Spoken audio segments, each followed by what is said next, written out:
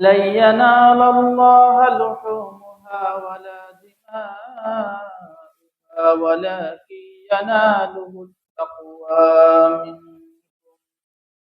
وقال رسول الله صلى الله عليه وسلم: من وجد سعة ولم يضحي فلا يقربن مصلانا، أو كما قال عليه الصلاة والسلام. صدق الله المولانا العظيم وصدق رسوله النبي الكريم، ونحن على ذلك لمن الشاهدين والشاكرين والذاكرين، والحمد لله رب العالمين.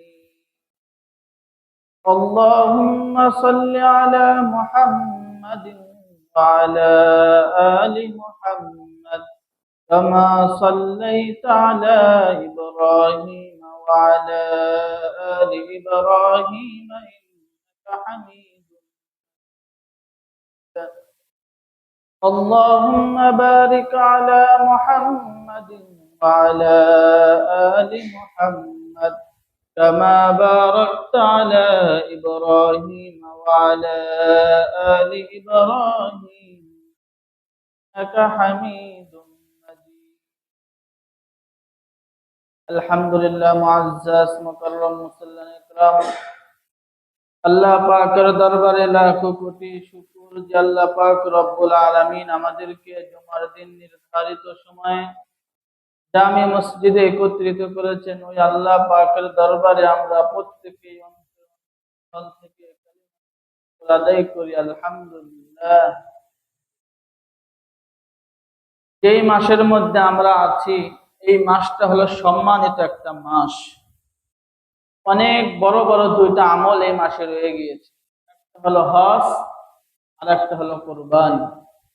আজকে জিলহজ মাসের 4 তারিখ, সামনে বৃহস্পতিবারেই ঈদুল আযহা, কুরবানি ঈদ। এই কুরবানি শুধু আমাদের উপরে নয়, বরং আমাদের পূর্ববর্তী যত জাতি ছিল তাদের উপরেও কুরবানি ওয়াজিব ছিল। শুধু আমাদের উপরেই কুরবানি চাপায়া দেওয়া হয়েছে বিষয়টা এমন নয়, বরং আমাদের পূর্ববর্তী যত জাতি ছিল, যত গোষ্ঠী, যত কওম অতিবাহিত হয়েছে তাদের উপরেও কুরবানি ছিল।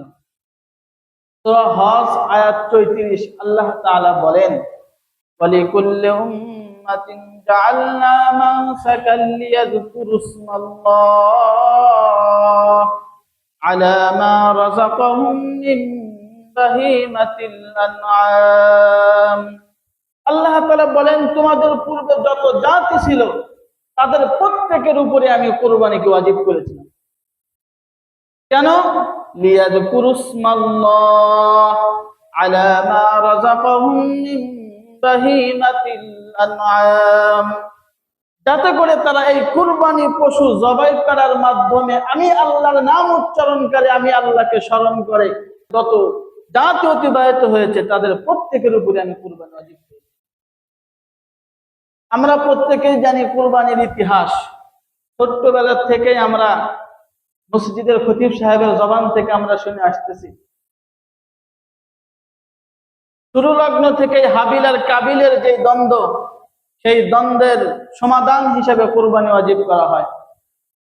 তো আল্লাহ পাক রব্বুল আলামিন সূরাতুল মায়েদা, কোরআনুল কারীমের 5 নম্বর সূরা সূরাতুল মায়েদা, এই সূরার 27, 28, 29, 30, 31 এই কয়েকটা আয়াতের মধ্যে হাবিল কাবিলের সেই ইতিহাসটাকে উল্লেখ করেছে।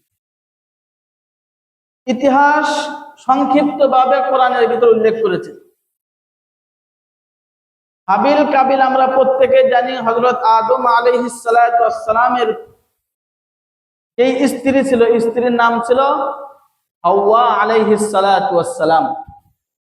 পৃথিবীর শুরু লগ্ন, ওই সময় অন্য কোনো মানুষ ছিল না। তো হযরত আদম আলাইহিস সালাতু ওয়াস সালামের স্ত্রী হাওয়া আলাইহিস সালাতু ওয়াস সালামের গর্ভে থেকে 2টা করে যমজ সন্তান জন্মগ্রহণ করত, একজন ছেলে একজন মেয়ে। একজন ছেলে একজন মেয়ে, এইভাবে যমজ সন্তান পৃথিবীতে আসতো। কাবিলের সাথে জন্মগ্রহণ করে আকলিমা নামক এক মেয়ে, অর্থাৎ কাবিলের যমজ বোন হলো আকলিমা।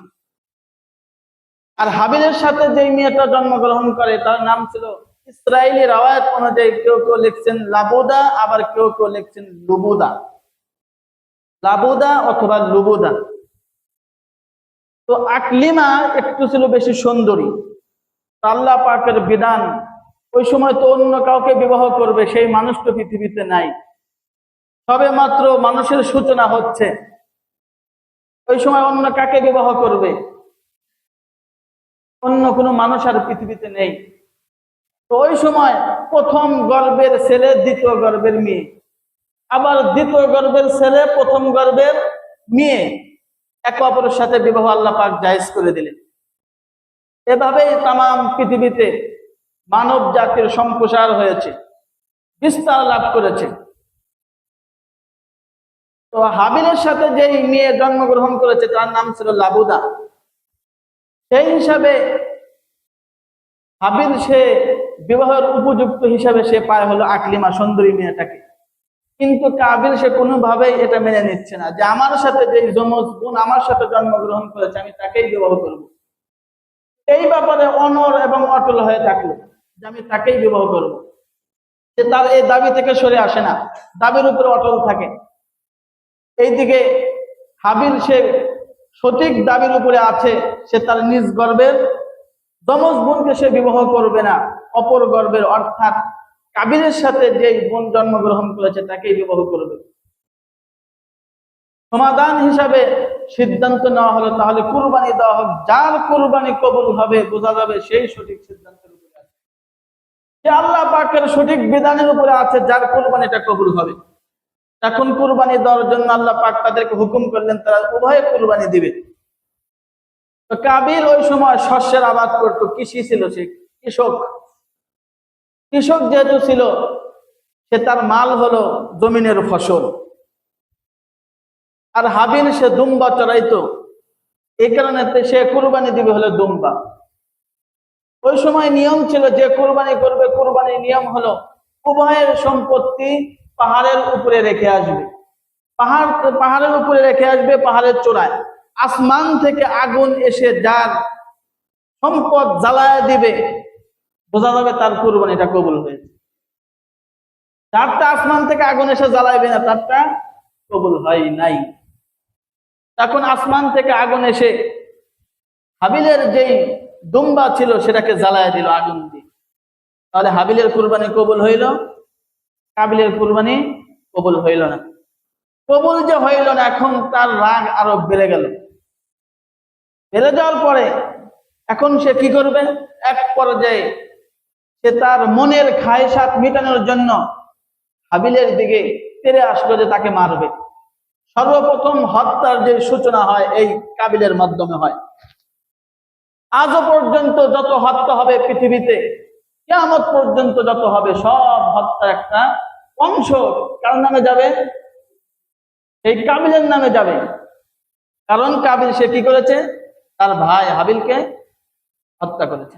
আল্লাহ পাক রব্বুল আলামিন এই ঘটনাকে তিনি বলেন, আল্লাহ নবীকে বলতেছেন, ওগো নবী আপনি উম্মতকে জাতিকে জানায়া দিন, ওয়াতলু আলাইহিম নাবা বানাই আদম বিল হক إذ قربا قربانا فتقبل من أحدهما ولم يتقبل من الآخر। আল্লাহ তাআলা নবী মুহাম্মদকে বলতেছেন, ওগো নবী আপনি এই আদম আলাইহিস সালাতু ওয়াস সালামের এই দুই পুত্রের কাহিনীকে উম্মতকে জানায়া দেন, যেটা সঠিক কাহিনী, সঠিক ঘটনা। إذ قربا قربانا فتقبل من أحدهما ولم يتقبل من الآخر।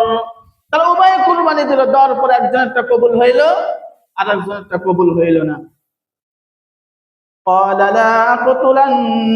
যখন কবুল হইল না ওই সময় কাবিল সে বলতেছে হাবিলকে, ভাই তোমাকে আমি হত্যা করব, কেন আমার কুরবানি কবুল হইল না?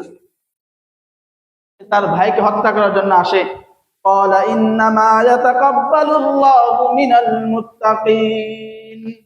ওই সময় হাবিল বলে, ভালো হতে হয়, মুত্তাকি হতে হয়। যদি তুমি মুত্তাকি হইতে, আল্লাহর কথা যদি তুমি মানতে, তাহলে তোমার কুরবানি কবুল হইত। যেহেতু তুমি আল্লাহর কথা মানো নাই, তুমি মুত্তাকি না, পরহেজগার না, কাজেই তোমার কুরবানি কবুল হয় নাই। ইন্নামা তাকাব্বালুল্লাহু মিনাল মুত্তাকিন, যারা মুত্তাকি হবে তাদের কুরবানি কবুল করা হবে। আজও পর্যন্ত, কিয়ামত পর্যন্ত যারাই মুত্তাকি হবে, যাদের ভিতরে তাকওয়া আছে, অর্থাৎ আল্লাহর জন্য কুরবানি দিবে, তাদের কুরবানি কবুল হবে। যদি কেউ মানুষ দেখানোর জন্য কুরবানি দেয়, সে মুত্তাকি না, তার কুরবানি কবুল হবে না, কথা পরিষ্কার। এই কথাই হাবিল কাবিলকে বলে দিল, ইন্নামা তাকাব্বালুল্লাহু মিনাল মুত্তাকিন, মুত্তাকি হতে হবে, তাহলেই তোমার কুরবানি কবুল হবে। লা ইন বাসাত্তা ইলাইয়া ইয়াদাকা লিতাকতুলানি মা আনা বিবাসিতি ইয়াদিয়া ইলাইকা লিয়াকতুলাক, আমি তোমাকে হত্যা করবই, তোমাকে আমি মেরে ফেলবই। হাবিল বলতেছে, লা ইন বাসাত্তা ইলাইয়া ইয়াদাক, যদি তুমি তোমার হাতকে আমার দিকে প্রসারিত করো আমাকে মারার জন্য, মা আনা বিবাসিতি ইয়াদিয়া ইলাইক, আমার হাতকে আমি তোমাকে মারার জন্য প্রসারিত করব না। আমি মার খেয়ে যাব, মাজলুম থাকবো, তবে আমি জালেম হতে রাজি নেই। আমি মার খাবো, কিন্তু তোমার প্রতিশোধ আমি নেব না। তোমাকে আমি মারবো না, তোমাকে মারার জন্য আমার হাত আমি তোমার দিকে অগ্রসর করবই না।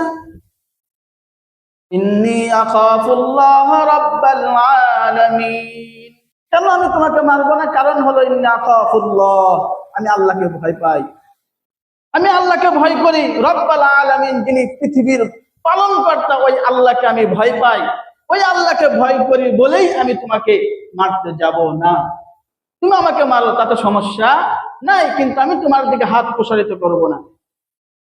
এরপরে হাবিল কাবিলকে বলতেছে, ইন্নী উরিদু আন তাবুআ বিইসমি ওয়া ইসমিকা ফাতাকুনা মিন আসহাবিন নার, তুমি আমাকে মারার মাধ্যমে আমার গুনাহ এবং তোমার গুনাহ, উভয়ের গুনাহ তুমি বোঝা বহন করো, বোঝা বহন করে ফাতাকুনা মিন আসহাবিন নার, তুমি জাহান্নামীদের অধিবাসী হয়ে যাও, তুমি জাহান্নামী হয়ে যাও। তুমি যখন আমাকে হত্যা করবে, আমার হত্যার গুনাহ তো তুমি বহন করবে, আবার তোমার গুনাহ তো তুমি নিজে বহন করবেই, উভয়ের গুনাহ বহন করে তুমি জাহান্নামের অধিবাসী হয়ে যাও। ফাযালিকা জাযাউয যালিমিন, আর জাহান্নাম হলো যারা জালেম তাদের প্রতিদান।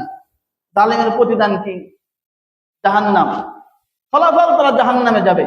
কাজেই তুমি আমাকে মারবে, আমাকে হত্যা করবে, আমি তোমার দিকে হাত প্রসারিত করবো না, তোমার কোনো প্রতিশোধ আমি নেব না। তুমি আমাকে মেরে আমার যে গুনাহের বোঝা তুমি বহন করে, তোমার গুনাহ এবং আমার গুনাহ উভয় গুনাহ বহন করে তুমি জাহান্নামে যাও। ফাতাওয়াত লাহু নাফসুহু কাতলা আখিহি ফাকাতালাহু ফাআসবাহা মিনাল খাসিরিন।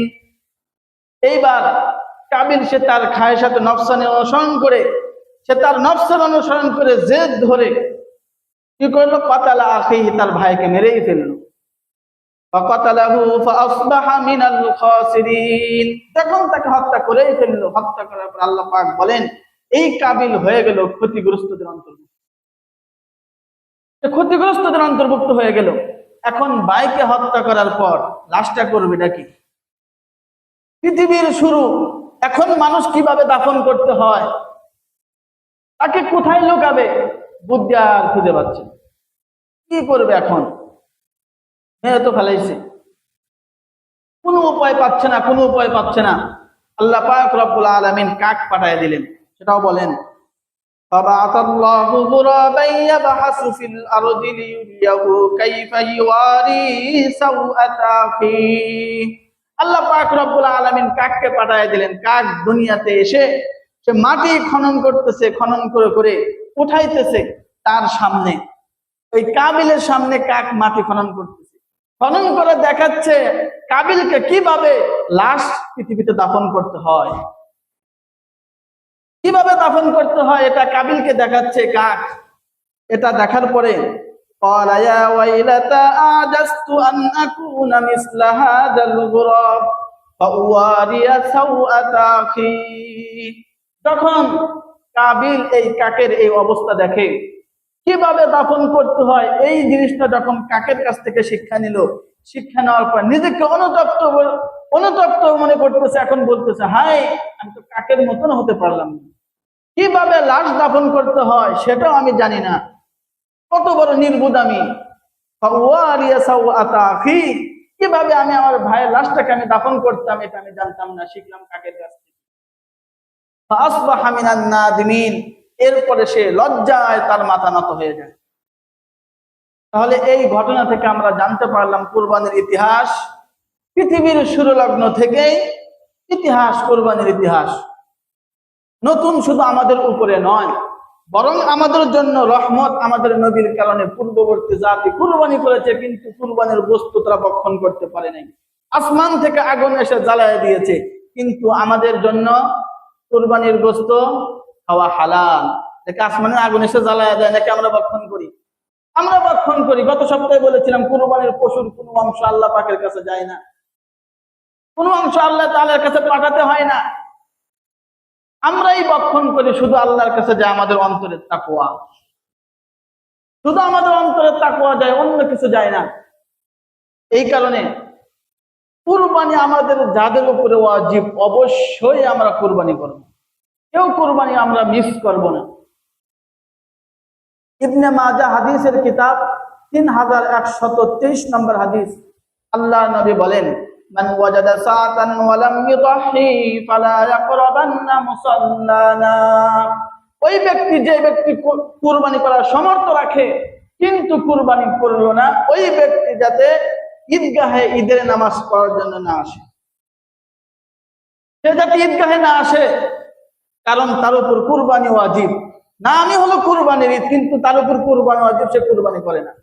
সে যাতে ঈদের নামাজ পড়ার জন্য না আসে, ওই ব্যক্তি যার উপর কুরবানি ওয়াজিব, আবার এমন ব্যক্তি না যার উপর কুরবানি ওয়াজিব না। আপনি এসে ভাবেন না যে আমার উপর যেহেতু কুরবানি ওয়াজিব না, আমার আবার নামাজ পড়তে হবে না। তার উপরে ওয়াজিব, তার কথা বলা হয়েছে। সমর্থ আছে, আল্লাহ পাক সম্পত্তি দিয়েছে, টাকা ধন দৌলত সবকিছু আছে, কিন্তু কুরবানি করে না, কুরবানি করে না। আল্লাহ নবী বললেন এই ব্যক্তি যাতে ঈদগাহে ঈদের নামাজ পড়ার জন্য না আসে, কারণ তার উপর কুরবানি ওয়াজিব। কুরবানি ঈদে যদি কুরবানি না করে তাকে ঈদগাহে না আসে। ইবনে মাজাহ 3126 নম্বর হাদিস, হাদিসের বর্ণনাকারী আয়েশা রাদিয়াল্লাহু তাআলা আনহা, তিনি বলেন, আন্না আয়েশা রাদিয়াল্লাহু তাআলা আনহা قال قال رسول الله صلى الله عليه وسلم ما عمل ابن آدم يوم النحر عملا أحب إلى الله من إحراق الدم। আল্লাহ নবী বলেন, কুরবানির দিন কুরবানির চাইতে উত্তম আমল আর একটাও নেই। কুরবানির দিন কুরবানি হলো আল্লাহর কাছে সবচাইতে পছন্দনীয় এবং উত্তম আমল। আপনি কুরবানি না দিয়ে কুরবানির দিন লম্বা লম্বা রাকাত দিয়ে নামাজ পড়া শুরু করে দিলেন, তাসবিহে মসজিদে বসে গেলেন, যত ইবাদত আছে সব ইবাদত করলেন, এগুলো উত্তম আমল না। কুরবানির দিন আপনাকে কুরবানি করতে হবে, এটাই হলো সবচেয়ে উত্তম আমল। তাহলে কুরবানির দিন কুরবানি করা সবচেয়ে উত্তম আমল, অন্য আমল এগুলো উত্তম না। যেই দিন যেই কাজ করা ওই দিন ওই কাজই করতে হবে। এরপর আল্লাহ নবী বলেন, ওয়া ইন্নাহু লায়াতি ইয়াউমাল কিয়ামাতি বিকুরুনিহা ওয়া শাআরিহা ওয়া আজলাফিহা। এই যে আমরা কুরবানি দেই, এই কুরবানির পশুর শিং, খুর, পশম, চামড়া কাল কিয়ামতের ময়দানে কুরবানি দাতার আমলনামা ওজন করা হবে। এগুলো নিয়ে উপস্থিত হবে কাল কিয়ামতের ময়দানে এই পশুটা। তাহলে কুরবানি দিলে আমার কুরবানির পশুর কোনো অংশ বৃথা যাবে না। দুনিয়াতে যদিও আমি সেটা ভক্ষণ করতে পারতেছি না কিছু জিনিস, কিন্তু কাল কিয়ামতের ময়দানে এগুলো আমার আমলনামায় ওজন করা হবে। এরপর আল্লাহ নবী বলেন, ওয়া ইন্নাদ দামা ইয়াকা মিনাল্লাহি বিমাকানিন ক্বাবলা আন ইয়াকা মিনাল আরদি ফাতিবু বিহা নাফসান। এই কুরবানির পশুর রক্ত জমিনে পড়ার পূর্বেই আল্লাহর দরবারে এই কুরবানির পশুর সম্মান আল্লাহর নিকটে পৌঁছে যায়। রক্ত জমিনে পড়ার আগে আমার অন্তরে তাকওয়া, আমার অন্তরে কি আছে, কি জন্য আমি কুরবানি দিয়েছি, সব আল্লাহর দরবারে পৌঁছে যায়। এই কারণে কুরবানির দিন কুরবানি করাই সবচেয়ে উত্তম আমল। এই কারণে আমরা প্রত্যেকেই চেষ্টা করব কুরবানি করার। ইবনে মাজাহ হাদিসের কিতাব 3127 নম্বর হাদিস, হাদিসের বর্ণনা যায়েদ ইবনে আরকাম রাদিয়াল্লাহু তাআলা আনহু, তিনি একবার আল্লাহ নবীকে প্রশ্ন করলেন, ইয়া রাসূলুল্লাহ মান নাদাহি, কুরবানি কি জিনিস, আমরা কুরবানি কেন করব? আমরা অনেক সময় এরকম প্রশ্ন করি না, 4-5 জন বসে একজনকে প্রশ্ন করি না, তো সাহাবায়ে কেরাম কয়েকজন বসে আল্লাহ নবীকে প্রশ্ন করতেছে, মান লাবাহি, ওগো আল্লাহ নবী কুরবানি কি? ক্বালা সুন্নতি আবিকুম ইব্রাহিম। আল্লাহ নবী সাহাবায়ে কেরামকে জবাব দিলেন, কুরবানি হলো তোমাদের পিতার সুন্নাত, ইব্রাহিমের সুন্নাত। সুন্নাতু আবিকুম ইব্রাহিম, তোমাদের পিতা ইব্রাহিমের সুন্নাত কুরবানি। ক্বালু ফামা লানা ফিহা ইয়া রাসূলুল্লাহ। সাহাবায়ে কেরাম আবার আল্লাহ নবীকে প্রশ্ন করলেন, ইয়া রাসূলুল্লাহ, কুরবানি করার মাধ্যমে আমাদের কি লাভ, কি হবে? আল্লাহ নবী বললেন, ক্বালা বিকুল্লি শাহরাতিন মিনাস সুফি হাসানা, কুরবানির পশুর প্রতিটি পশমের বিনিময়ে তোমাদেরকে সওয়াব দেওয়া হবে। ক্বালু ফাসসুফু ইয়া রাসূলুল্লাহ। সাহাবায়ে কেরাম আবার আল্লাহ নবীকে প্রশ্ন করলেন, ইয়া রাসূলুল্লাহ, প্রতিটি পশমের বিনিময়ে নাকি সওয়াব? আল্লাহ নবী বললেন, ফাসসুফু হাসানাহা, প্রতিটি পশমের বিনিময়ে তোমাদেরকে সওয়াব দেওয়া হবে। প্রতিটি পশমের বিনিময়ে সওয়াব। তাহলে এত উত্তম আমল আমরা করতে রাজি নাই? অবশ্যই আমরা আমাদের যাদের সাধ্য আছে, আমাদের যাদের উপর কুরবানি ওয়াজিব, অবশ্যই আমরা কুরবানি করব। কেউ এরকম যাতে না হয় কুরবানি ওয়াজিব কিন্তু কুরবানি করি নাই। যদি আমাদের পিছনে এমন হয়ে থাকে, আমাদের উপর কুরবানি ওয়াজিব ছিল কিন্তু করি নাই, তাহলে একটা কুরবানির সম পরিমাণ যেই টাকা লাগে অতটুক টাকা সদকা করে দিতে হবে। আপনার উপর কুরবানি ওয়াজিব কিন্তু আপনি করেন নাই, দিন পার হয়ে গেছে 3 দিন, 3 দিন পার হওয়ার পরে আপনার ওই কুরবানির সম পরিমাণ যতটুক হলে কুরবানি দেওয়া যায়, এই সম পরিমাণ টাকা আপনাকে গরিব মিসকিনদের মাঝে সদকা করে দিতে হবে। আবার যদি কেউ কুরবানির পশু ক্রয় করে রাখেন কিন্তু আপনি এত ব্যস্ততার কারণে কুরবানি দিতে পারেন নাই, 3 দিন পার হয়ে গেছে, তাহলে এই পশু আমানটা ধরে সদকা করে দিতে হবে। আপনার খেতে পারবেন না, শেষ, পুরোটাকে আপনাকে সদকা করে দিতে হবে। এই কারণে আমরা ইতিপূর্বে আমাদের যাদের উপর কুরবানি ওয়াজিব ছিল কিন্তু না বুঝে করি নাই, হিসাব করে প্রতি বছরের কুরবানির টাকা যতটুকু হয় সদকা করে দিতে হবে, তাহলে আপনি দায় থেকে মুক্ত হতে পারবেন। আল্লাহ নবী 10 বছর মদিনাতে অবস্থান করেছেন। কত বছর ছিলেন? 10 বছর। 10 বছর মদিনায় ছিলেন, 10 বছরে আল্লাহ নবী কুরবানি দিয়েছেন। তিরমিজি শরীফের 1507 নম্বর হাদিস, ইবনে ওমর রাদিয়াল্লাহু তাআলা আনহু সূত্রে বর্ণিত, তিনি বলেন, আকামা রাসূলুল্লাহ সাল্লাল্লাহু আলাইহি ওয়াসাল্লাম বিল মদিনাতি 10 সিনিনা ইযহি। আল্লাহ নবী 10 বছর মদিনাতে অবস্থান করেছেন, 10 বছরই আল্লাহ নবী কুরবানি করেছেন। এই 10 বছরের মধ্যে কোনো বছর আল্লাহ নবী কুরবানি মিস দেন নাই। তাহলে কুরবানি আমাদের যাদের উপরে ওয়াজিব প্রত্যেকে করতে হবে, কুরবানি মিস দেওয়া যাবে না। যদি কারো মিস হয়ে থাকে তাহলে ওই বছরের টাকা আমাকে আপনাকে সদকা করে দিতে হবে, যদি আমাদের উপর কুরবানি ওয়াজিব ছিল কিন্তু আদায় করি নাই। এখন আমার ভিতরে দিনের বুঝ আসছে, কোরআন হাদিস সম্পর্কে এখন জানি, তাহলে ওটাকে আদায় করে দিতে হবে। আরেকটা বিষয়, জিলহজ মাস চলতেছে, সামনে আর শুক্রবার নেই, বৃহস্পতিবারেই ঈদ। ঈদের দিন আমাদের কিছু করণীয় এবং বর্জনীয় আছে। ঈদুল আজহাতে সকালবেলা খালি পেটে থাকা, অর্থাৎ সাহারির সময় খাওয়া, ফজরের আগেই খানা খাওয়া। সকালবেলা আপনি যেই নাস্তা করবেন এই নাস্তাটা যাতে হয় কুরবানির পশুর গোশত দিয়ে, অর্থাৎ আপনি যেই পশু কুরবানি করবেন ওই পশুর কুরবানির গোশত দিয়ে যাতে আপনার সকালের প্রথম নাস্তা হয়। কিন্তু ঈদ উল ফিতরে হলো সকালবেলা মিষ্টি মুখ করে ঈদগাহে যাওয়া, সকালবেলা কুরবানির পশুর গোশত দিয়ে আপনি যে পশু কুরবানি দিবেন ওটার একটা অংশ দিয়ে আপনি সকালবেলা নাস্তা করতে হবে। তা না উল্টা কি হয়, ঈদের নামাজ পড়ার পর হুজুর একটু অপেক্ষা করেন, বাড়ির যা খায় আসি, বলি না? কারণ এ কথা কেন বলি, ঈদের নামাজ আমরা পড়তে আছে না খায়, সে সাথে তো খাইনি, হুজুর দেরি করেন, বাড়ির যা খায় আসি, এ কথা কি বলা যাবে নাকি আগে খানা খাইতে হবো? তাহলে এটা হলো সুন্নাত, আল্লাহ নবীর সুন্নাত। কুরবানির দিন কুরবানির পশুর গোশত দিয়ে প্রথম সকালবেলা খানা খাওয়া। এখন আমাদের কুরবানি করতে করতে জহরের খানাও খাইতে পারি না, রাতের খানা খায় কোন রকম, তাও কারাবারা করে একটু রাতের খানা খাওয়া যায়, এরকম একটা পরিস্থিতি। কেন? কারণ আমরা ঈদের নামাজ যে সময় পড়ার দরকার ওই সময় পড়ি না, যে সময় দরকার ওই সময় পড়ি না। ঈদের দিন ইশরাকের নামাজ পড়া হারাম, ইশরাকের নামাজ নাই ঈদের দিন। কেন? এদিন ঈদের নামাজকে ওয়াজিব করা হয়েছে, এখানে এদিন ইশরাকের নামাজ নাই। ইশরাকের রক্ত আসে সূর্য উদিত হওয়ার পরে, ইশরাকের রক্ত চলে আসে। তাহলে সূর্য উদিত হওয়ার পরে আমাদের ঈদের নামাজ পড়া কর্তব্য ছিল, কিন্তু তা করি না। ঈদের নামাজ দেই 8টায়, 9টা, 10টা। কেন?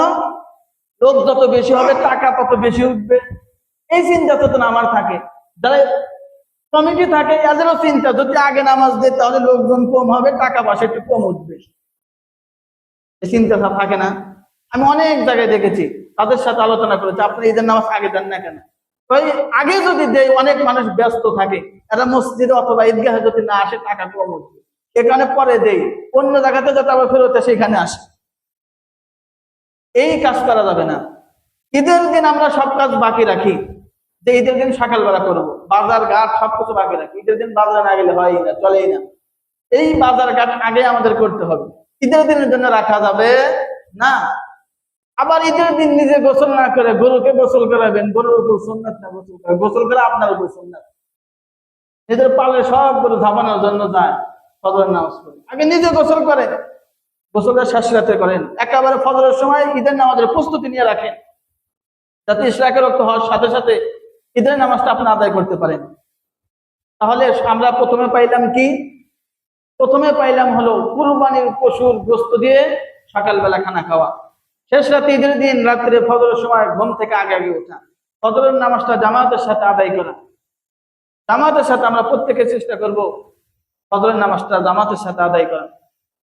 এরপরে আমরা এক রাস্তা দিয়ে আসবো, অন্য রাস্তা দিয়ে যাব, যদি রাস্তা দুইটা থাকে। আর যদি একই রাস্তা থাকে তাহলে রাস্তার ডান পাশ দিয়ে আসবো, বাম পাশ দিয়ে ঈদের নামাজ পড়ে যাব। 9 জিলহজ অর্থাৎ আগামী বুধবার ফজর থেকে তাকবীরে তাশরিক শুরু হয়ে যাবে। আগামী বুধবার ফজর থেকে 13 জিলহজ আসর পর্যন্ত, অর্থাৎ বুধ, বৃহস্পতি, শুক্র, শনি, রবি, রবিবার আসর পর্যন্ত তাকবীরে তাশরিক চলবে। এই 5 দিন তাকবীরে তাশরিক প্রত্যেক ফরজ নামাজের পর পুরুষরা উচ্চ আওয়াজে পড়বে, যাতে একে অপরের শুনে প্রত্যেকেই যারা ভুলে গেছে প্রত্যেকে যাতে স্মরণ করতে পারে। কবে থেকে? আগামী বুধবার ফজর থেকে। বাড়িতে আমরা প্রত্যেকেই বলে দেব। তাকবীরে তাশরিক আমাদের মনে আছে তো? আল্লাহু আকবার, আল্লাহু আকবার, লা ইলাহা ইল্লাল্লাহ, আল্লাহু আকবার, আল্লাহু আকবার, ওয়া লিল্লাহিল হামদ। এইটা হলো তাকবীরে তাশরিক। ঈদুল আযহাতে উচ্চ আওয়াজে জোরে জোরে পড়া, আর ঈদুল ফিতরে নিম্ন আওয়াজে আস্তে আস্তে আস্তে আস্তে পড়া। এই সমস্ত কথা বলা হলো। আল্লাহ পাক আমাদেরকে প্রতিটি সুন্নাত অনুযায়ী আমল করার তৌফিক দান করুক, এবং আমাদের সামনে যে কুরবানি, আল্লাহ পাক যাতে আমাদের এই কুরবানিকে একমাত্র আল্লাহকে রাজি আর খুশি করার জন্য যাতে হয় এর তৌফিক দান করুক, এবং আমাদের প্রত্যেকের কুরবানি যাতে কবুল হয়। প্রত্যেকে আমরা নিয়ত করব কুরবানি একমাত্র আল্লাহর জন্যই দেব। মানুষ দেখানো নিয়ত যদি থেকে থাকে, এই নিয়ত কি করেন? পরিবর্তন করেন। আল্লাহ পাক আমাদের প্রতিটি কথার উপর আমল করার তৌফিক দান করুন। আমিন। ওয়া আখিরু দাওয়ানা আলহামদুলিল্লাহি রাব্বিল আলামিন।